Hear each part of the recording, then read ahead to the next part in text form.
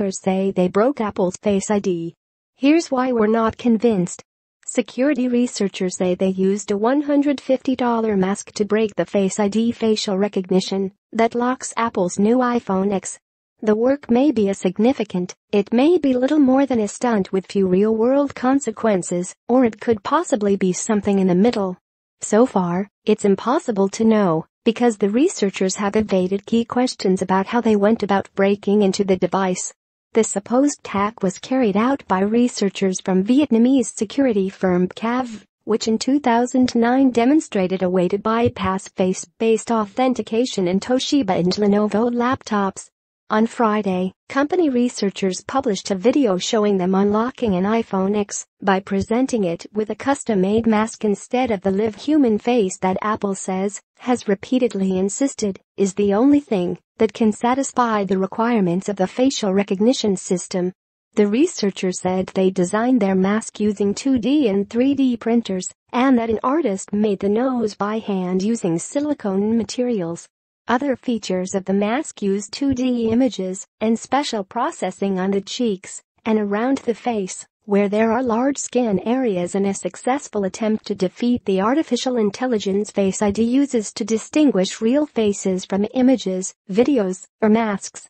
It is quite hard to make the correct mask without certain knowledge of security, a Bkav representative wrote in an email to ours. We were able to trick Apple's AI, as mentioned in the writing, because we understood how their AI worked and how to bypass it. The video and accompanying press release omitted key details that are needed for other researchers to assess if the results represent a true bypass of an authentication system Apple has spent years developing. One of the most important details is whether the mask successfully unlocked the iPhone immediately after it was set up to use the real human face for authentication, or, rather, if the bypass succeeded only over a period of time following the face enrollment. The distinction is crucial.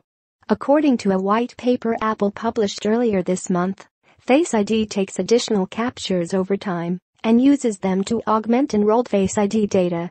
If the researchers trained Face ID over time to work with the mask, they were giving themselves an advantage a real-world attacker wouldn't have.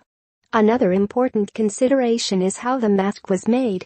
Did, for instance, the artist or any of the researchers have to have access to the real face the mask was based on? Did the human targets it for measurements, or the taking of a mold? Or, on the other hand, was the mask solely crafted using images or videos that could be taken without the target's knowledge or consent? Again, the answers are crucial, because if the mask could only be created with the help of the target, the bypass doesn't represent a meaningful hack. Throughout the weekend, ours pressed Bkav representatives repeatedly to describe these and other details. As the following exchange demonstrates, the representatives deflected and at times outright evaded the questions. Ours, were you able to use the mask to unlock the iPhone immediately after freshly enrolling the real face? The reason I ask is that, according to Apple's white paper, Face ID will take additional captures over time and augment its enrolled Face ID data with the newly calculated mathematical representation. Can you describe precisely how you went about conducting this experiment?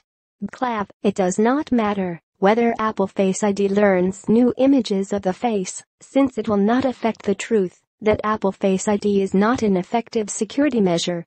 However, we knew about this learning, thus, to give a more persuasive result, we applied the strict rule of absolutely no passcode when crafting the mask.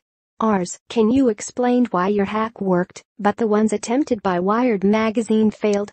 Bkav, because we are the leading cybersecurity firm, it is quite hard to make the correct mask without certain knowledge of security.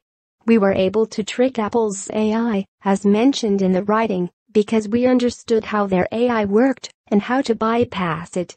As in 2008, we were the first to show that face recognition was not an effective security measure for laptops. Ours, are the dimensions of a person's face needed? How would those be obtained without a target sitting for them? Bkav, the first point is, everything went much more easily than you expect. You can try it out with your own iPhone X. The phone shall recognize you, even when you cover half of your face. It means the recognition mechanism is not as strict as you think. Apple seems to rely too much on Face ID's AI. We just need a half face to create the mask.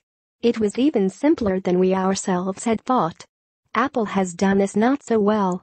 I remember reading an article on Mashable, in which Apple told that iPhone X had been planned to be rolled out in 2018.